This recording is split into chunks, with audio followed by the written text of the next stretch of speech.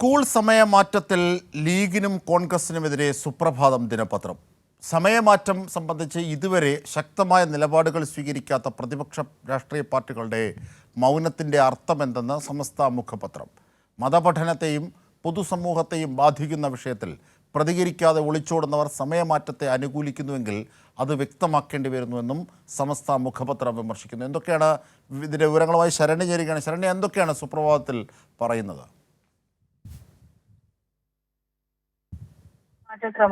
ക്രമീകരണവുമായി ബന്ധപ്പെട്ടിട്ടാണ് സുപ്രഭാതത്തിന്റെ editorial പേജിൽ പ്രസിദ്ധീകരിച്ചിട്ടുണ്ടായിരുന്നത്. ഈ പ്രസിദ്ധീകരണത്തിൽ കൃത്യമായി പ്രതിപക്ഷ രാഷ്ട്രീയ പാർട്ടികളെ കൃത്യമായി വിമർശിക്കുന്ന രീതിയിലാണ് അവർ ലേഖനം എഴുതി തയ്യാറാക്കിയിട്ടുള്ളത്.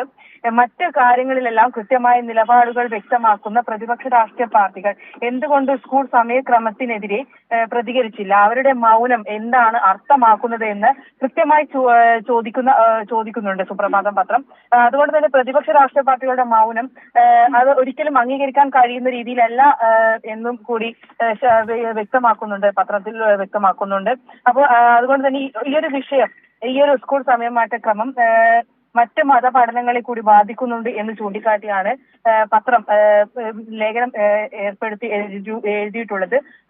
ആ ഒരു സമയത്ത് ഈ ഒരു മൗനം, പ്രതിപക്ഷ രാഷ്ട്രീയ പാർട്ടികളുടെ മൗനം എന്താണ് സൂചിപ്പിക്കുന്നത്, അതിന് കൃത്യമായ ഒരു മറുപടി പറയാത്തത് എന്തുകൊണ്ടാണെന്ന് പ്രതിപക്ഷ രാഷ്ട്രീയ പാർട്ടി കൃത്യമായ ഒരു ചോദ്യം ചോദിക്കുകയാണ് സുപ്രഭാതം പത്രം. അജിംഷാദ്. ശരി ശരണ്യ.